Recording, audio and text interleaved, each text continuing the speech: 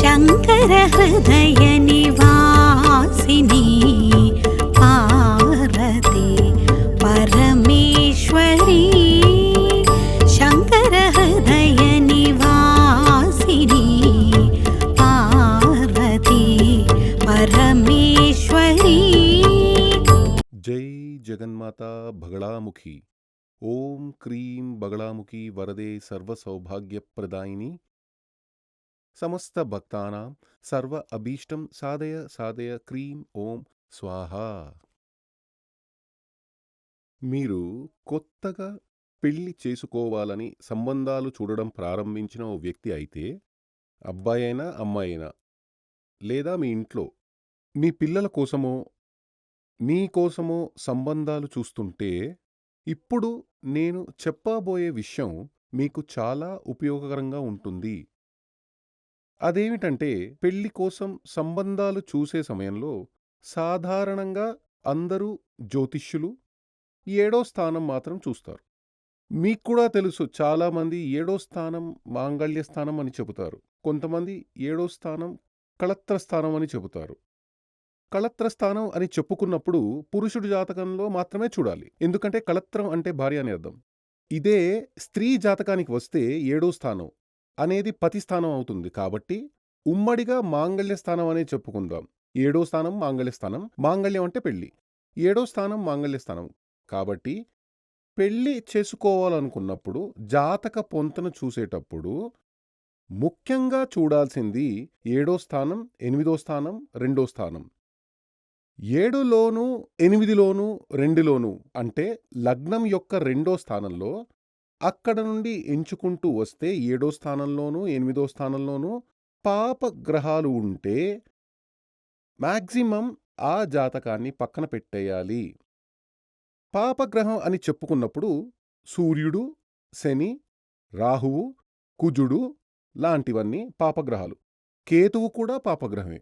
అంటే సూర్యుడు, రాహువు, శని, కుజుడు, కేతువు అనే 5 గ్రహాలు 2లోనూ 7లోనో 8లోనో అంటే అన్ని గ్రహాలు కలిసి కాదు, ఏదో ఒకటి ఉంటే మ్యాక్సిమం ఆ జాతకాన్ని పక్కన పెట్టేయాలి.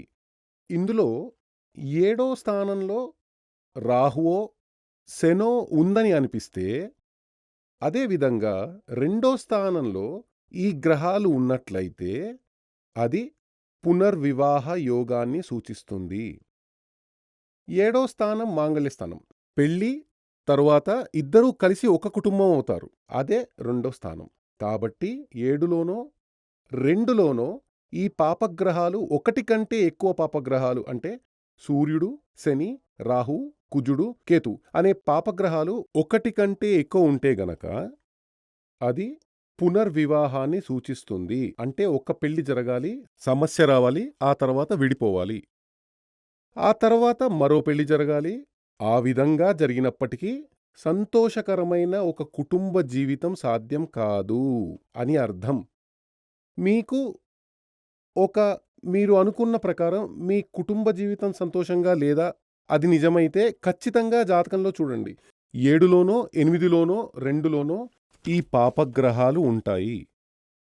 ఈ 2వ స్థానంలో మాత్రమే పాపగ్రహాలున్నాయంటే కుటుంబ జీవితం సంతోషంగా ఉండదని మాత్రమే కాకుండా ఫినాన్షియల్లీ కూడా సమృద్ధి కనిపించదు. ఫినాన్షియల్లీ అభివృద్ధి సాధ్యం కాదు. అప్పులు ఎక్కువ అవుతాయి. పూర్వీకుల సంపద ఉన్నప్పటికీ అది మీకు దక్కడంలో లీగల్ సమస్యలు కూడా వస్తాయి. పాతకాలంలో కుటుంబం నుండి మనకి అదేమిటంటే వంశపారంపర సొత్తు అంటారు, అలాంటివి మీకు వచ్చినప్పటికీ దాన్ని అమ్మేసే పరిస్థితి ఏర్పడుతుంది. 7వ స్థానంలో ఈ పాపగ్రహాలు ఉంటే, ఇదివరకే చెప్పాను, కుటుంబ జీవితం సంతోషంగా ఉండదు, గొడవలు రావడం వల్ల డివోర్స్ అవుతుంది. 8వ స్థానంలో ఈ పాపగ్రహాలు ఉంటే కుటుంబం జీవితం సంతోషంగా ఉండదు. ఫ్యామిలీ లైఫ్, సెక్షువల్ లైఫ్ మీరు కోరుకున్న విధంగా మీకు కామశాంతి లభించదు. అది మాత్రమే కాదు, వ్యభిచార యోగం కూడా ఉంది. స్త్రీకి తెలియకుండా పురుషుడు, పురుషుడికి తెలియకుండా స్త్రీ వేరొక బంధంలో వెళ్ళిపోతారు. కాబట్టి ఇది చాలా ముఖ్యం. ఇదేమీ ఊరికే చెప్పే మాట కాదు. ఇక్కడేమిటంటే జాతకం చూడ్డానికి వచ్చినప్పుడు ఇలా ప్లానెటరీ పరిస్థితులు ఈ విధంగా ఉంటే వాళ్ళల్లో ఒకరిని బయటకు పంపాలి. పేరెంట్స్‌తో కలిసి వచ్చి ఉంటే వాళ్ళని బయటకు పంపి ఆ అబ్బాయికి మాత్రమే లేదా ఆ అమ్మాయికి మాత్రమే ఈ జాతకంలో ఇలా ఉంది. ఇది కరెక్టేనా అంటే, అవును స్వామి నిజమే అలాగే ఉంది.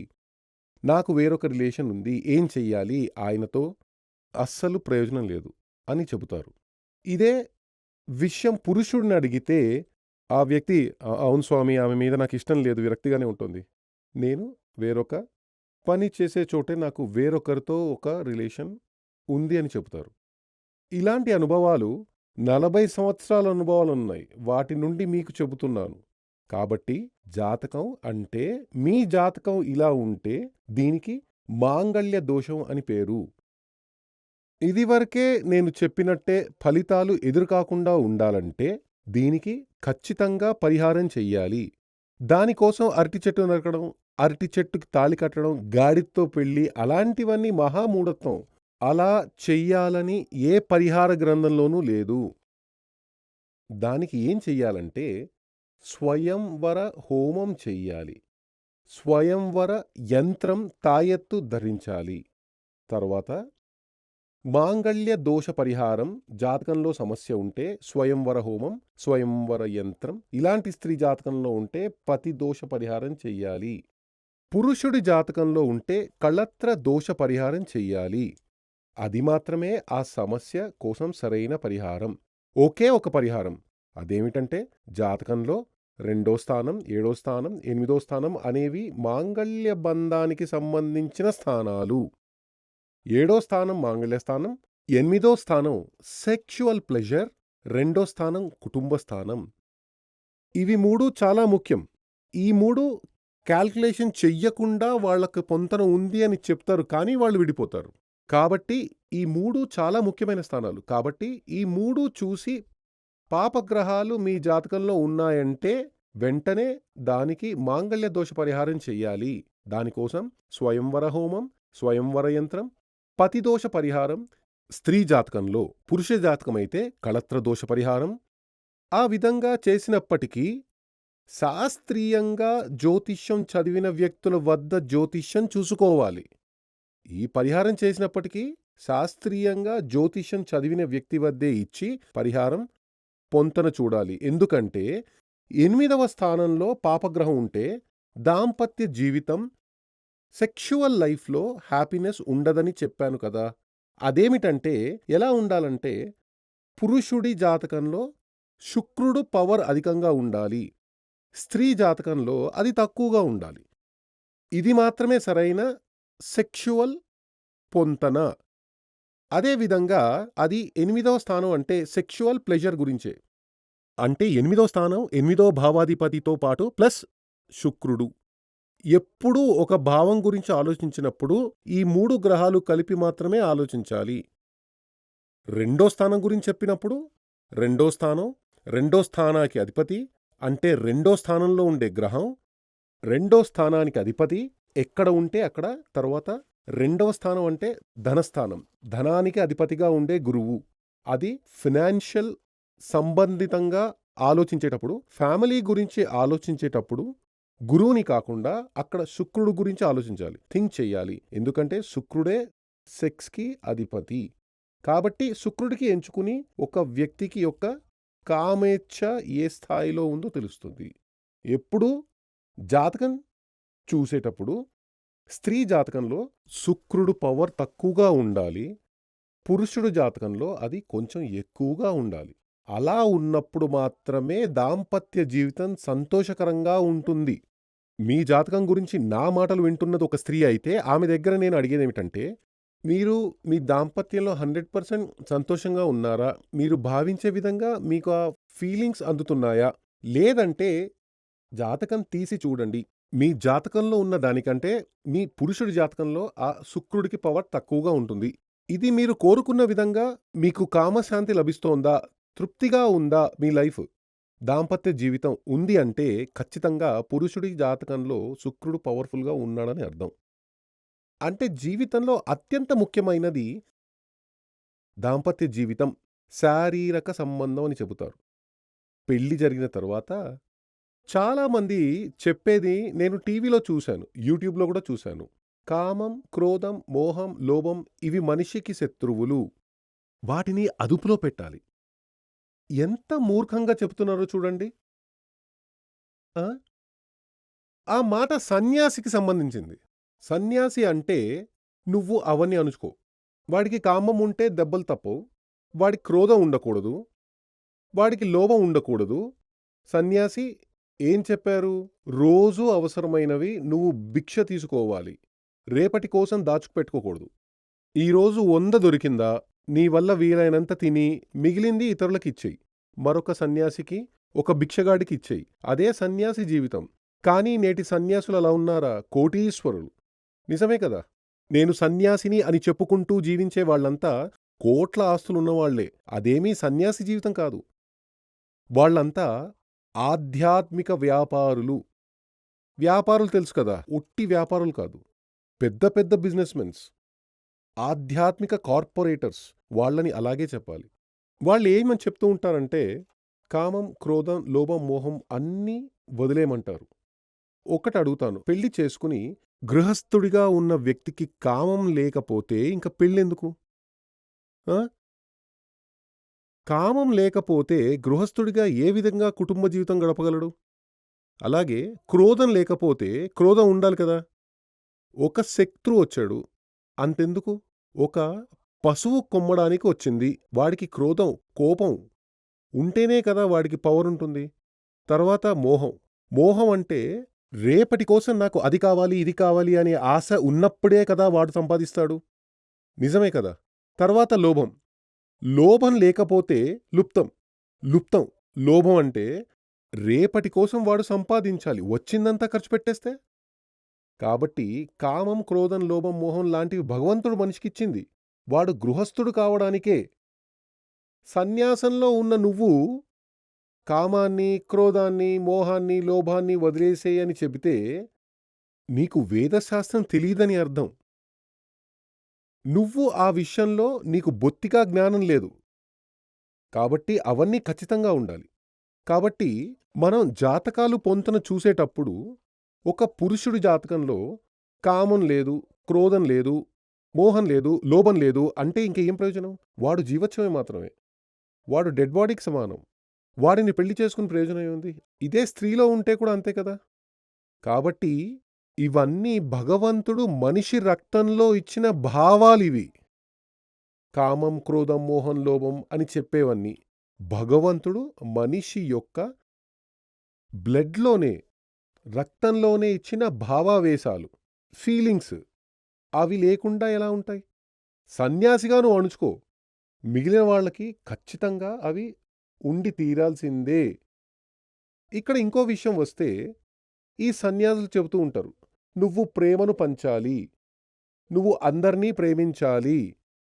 నా ప్రశ్న ఏమిటంటే, ఈ ప్రేమ అని చెప్పేది ఒకరిని చూడగానే వెంటనే ప్రేమ వస్తుందా?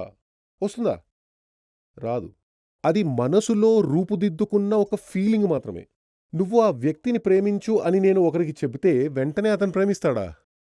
మనసులో నుండి పుట్టే భావనే ప్రేమ, ఆప్యాయత, లవ్ అలాంటివే.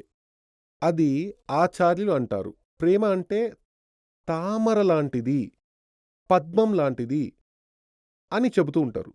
ఓకే, నేను దాన్ని ఓకే అంటాను. తామరలాగే ప్రేమ అంటే అందరికీ నచ్చుతుంది. కానీ ఆ తామర వేరు ఎక్కడుందో తెలుసా? బురదలో. మరి దాని అర్థమేమిటి? బురదలో నుండి వచ్చిన తామర మనకి ఆకర్షణీయంగా కనిపిస్తోంది, దర్శనం ఇస్తోంది. ఇక్కడ బురద అనేది మనసులో ఉండే స్వార్థం అని అర్థం, సెల్ఫిష్. మీకు ఒకరి మీద ప్రేమ కలిగిందంటే ఆ వ్యక్తి నుండి మీరు ఏదో ఆశిస్తున్నారని అర్థం. లేదంటే ప్రేమ వస్తుందా? లేదు. ఒక అబ్బాయి ఒక అమ్మాయిని చూసి ప్రేమిస్తున్నానంటే ఆమె యొక్క అందాన్ని అతను ఆస్వాదించాలనుకుంటున్నాడు. లేదంటే ప్రేమ వస్తుందా? ఎవరు ఎవరినైతే ప్రేమిస్తారో దానికి అర్థం ఏమిటంటే వాళ్ళ నుండి ఏదో ఆశిస్తున్నారు. ఇంకో విషయం చూడండి. ఈ ప్రేమ యొక్క మరొక రూపం ద్వేషం. ఈరోజు ఎవరినైతే కోర్టులో గొడవ, ఘర్షణ అని కొట్టుకుంటున్నారో వాళ్ళు ఒకప్పుడు ప్రేమతో ఉండేవాళ్లే. సందేహం ఉందా? వేలాది డివోర్స్ కేసులు చూడండి, లక్షల సంఖ్యలలో కోర్టులో ఉన్నాయి. వాళ్ళంతా ఒకప్పుడు ఒకే ఇంట్లో కౌగిలించుకుని పడుకున్న వాళ్ళే. ఒకప్పుడు నువ్వు లేకపోతే నేను లేను అని మాటలు చెప్పిన వాళ్ళే. మరైతే ఇప్పుడు ఆ ప్రేమ ఎటుపోయింది? అంటే ఇతను ఆమె నుండి ఆశించినది దొరకలేదు. లేదా ఈమె అతని నుండి ఆశించింది దొరకలేదు. కాబట్టే గొడవ జరిగింది, కేసులు పెట్టుకున్నారు, కోర్టుకెక్కారు. కాబట్టి ప్రేమ అనేది మనసులో ఉండే స్వార్థం నుండి వచ్చిన ఒక భావం మాత్రమే. ఇక్కడ వాళ్ళకి కావాల్సింది ప్రేమ కాదు. కరుణ మాత్రమే కావాలి. ఈ విధంగా అనిపించాలంటే లోపల ఆ భావనుండాలి. కరుణ ఉండాలి, ప్రేమ ఉండాలి, కామం, క్రోధం, మోహం, లోభం లాంటివన్నీ ఉండాలి. ఇవన్నీ ఉన్నప్పుడు లైఫ్ సంతోషంగా ఉంటుంది. అదేంటంటే ఒక కూర చేసేటప్పుడు ఉప్పు, కారం, పులుపు లాంటి అన్నీ ఉండాలి. అప్పుడే అది కొత్తగా మారుతుంది. 5 రుచులు చేరినప్పుడే ఒక కొత్త రుచి వస్తుంది. దానినే ఆరో రుచి అంటారు. దానినే టేస్ట్ అంటారు. అదే విధంగా ఇవన్నీ ఉండాలి. అవన్నీ ఉన్నాయా? ఒక వ్యక్తి జీవితంలో ఒక వ్యక్తి క్వాలిటీ ఫిజికల్‌గా ఆ వ్యక్తి ఎలా ఉన్నాడో చూస్తే తెలుస్తుంది. ఉద్యోగం ఏం చేస్తున్నాడో చూస్తే తెలుస్తుంది. అతని మ్యాన్ పవర్ ఎలా ఉందంటే పురుషత్వ శక్తి. ఏ మగాడు నేను అందులో కొంచెం వీక్ అని చెప్పడు. కానీ జాతకంలో చూస్తే తెలుస్తుంది. అదే విధంగా అతని క్యారెక్టర్ ఏంటి? జాతకం చూస్తే తెలుస్తుంది. రెండో స్థానంలో పాపగ్రహం ఉంటే అతను మంచి క్యారెక్టర్ కాదు. ఎందుకంటే రెండో స్థానం అనేది ఒక వ్యక్తి స్వభావం కూడా. క్యారెక్టర్. మంచి స్వభావం కాదు. బాగా అబద్ధాలు చెబుతాడు. దొంగతనం చేస్తాడు. ఎవరు? మీ ఇంట్లో అబ్బాయి ఉన్నాడా? పిల్లలున్నారా? ఇంట్లో దొంగతనం చేస్తున్నారా? అబద్ధాలు చెప్తున్నారా? జాతకం తీసి చూడండి. రెండో స్థానంలో పాపగ్రహం ఉంటుంది. అది కూడా ఒకటి కంటే ఎక్కువ ఉంటాయి. దీన్ని బట్టి జ్యోతిష శాస్త్రం అనేది 100కి 100% కరెక్టే కదా! ఒకప్పుడు ఒక ఆచార్యుడితో ఇలా అన్నాను.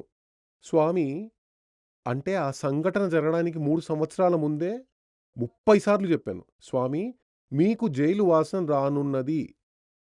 అయినా వినలేదు. ఆ తర్వాత ఆయనతో పాటు ఉన్న కొంతమంది వ్యక్తులు నన్ను కొట్టాలి, నరకాలి అని చాలా చాలా ఆవేశాలు ప్రదర్శించారు.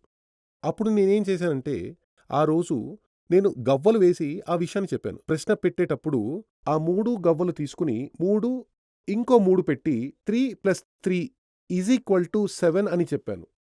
3, 3 కలిపితే 7. అది తప్పు అని నాకు తెలుసు. నేనిలాగే చెప్పాను. 3 + 3 + 3 = 7. అప్పుడు ఆ గుంపులో వ్యక్తి అన్నాడు, చూడండి ఎంత నాన్‌సెన్స్‌గా మాట్లాడుతున్నాడో. 3, 3 కలిపితే 7 అంట. అప్పుడు నేను అన్నాను, సరే మీరు చెప్పండి. 3, 3 కలిపితే ఎంత? ఆయన గొడవకి వచ్చాడు. అడిగిన దానికి మాత్రమే చెప్పండి. 3, 3 కలిపితే ఎంత? 3, 3 కలిపితే 6. మరో నలుగురు, 5 మందిని దగ్గర అడిగాను. వాళ్ళందరూ చెప్పారు. 3, 3, 6. 3, 3, 6. కాబట్టి 3, 3, 6 అని మీరెంత షార్ప్‌గా చెబుతున్నారో, అదే విధంగా ఈ ప్రశ్న శాస్త్రం ప్రకారం ఈయన నా ముందు ఉన్నది నిజమైతే ఈయన జైలుకి వెళ్ళక తప్పదు. ఇది శాస్త్రం. అప్పుడు 3, 3, 6 అని ఏ శాస్త్ర ప్రకారం మీరు దృఢంగా చెబుతున్నారో, అదే విధంగా మీ జీవితం గురించి, మీ భవిష్యత్తు గురించి, మీ స్వభావం గురించి అన్నీ ఏ టు జెడ్ ఈ పేపర్ పట్టుకుని అంటే మీ జాతకాన్ని గురించి చెప్పవచ్చు. కానీ మీరు వెళ్లి జాతకం చూపించిన వ్యక్తి శాస్త్రీయంగా దాని గురించి తెలిసిన వ్యక్తి ఉండాలి. కాబట్టి జీవితానికి 2 ఘట్టాలున్నాయి. ఒకటి పెళ్లికి ముందు, ఇంకోటి పెళ్లికి తర్వాత. పెళ్లి అని చెప్పబడినది జీవితంలో ఒక పెద్ద టర్నింగ్ పాయింట్. ఆ టర్నింగ్ పాయింట్ వెళ్ళేది నేరుగా నరకానికి కాకూడదు. అది ఒక జంక్షన్. స్వర్గానికి మాత్రమే వెళ్ళాలి. అంటే జీవించి ఉన్నప్పుడే స్వర్గం అనుభవించాలి. కలిసే జంట ఉత్తమంగా ఉంటే, లైఫ్ పార్ట్నర్ ఉత్తమమైన వ్యక్తిగా ఉంటే జీవితం స్వర్గంగా ఉంటుంది. దానికి ఉన్న ఒకే ఒక మార్గం ఏమిటంటే, జాతకంలో 7వ స్థానం, 8వ స్థానం, 2వ స్థానం పాపగ్రహాలు గాని ఉంటే ఖచ్చితంగా మీరు ఒక జ్యోతిష్యుణ్ణి, శాస్త్రం తెలిసిన ఒక జ్యోతిష్యుణ్ణి చూడండి. దాని తర్వాత పెళ్లి గురించి థింక్ చేయండి.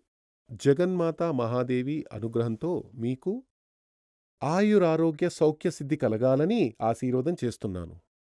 శ్రీ సూర్యమంగళం అద్వైత వేద విద్యాపీఠంలో తాంత్రిక పూజల్లో సిద్ధహస్తులైన ఎందరో ఆచార్యులు అమావాస్య, పౌర్ణమి రోజుల్లో ప్రత్యేక యాగాలు నిర్వహిస్తారు. ఈ యాగాల్లో పాల్గొనడం ద్వారా తల్లి శ్రీ బగళాముఖీదేవి అనుగ్రహం వల్ల సర్వదోషాలూ పోయి సకల సౌభాగ్యాలు మనకు కలుగుతాయి. శ్రీ సూర్యమంగళం అద్వైత వేద విద్యాపీఠం జ్యోతిష్యం, ప్రశ్నలు, వాస్తు, తాంత్రిక పూజలు మరియు వేద యాగాలు నిర్వహిస్తారు. సంప్రదించవలసిన నంబర్ 7305442299 7305442299. చెన్నై, కోయంబత్తూర్, బెంగళూరు, హైదరాబాద్, విజయవాడ, ఢిల్లీ, ముంబై, తిరునల్వేలి, టెక్సాస్.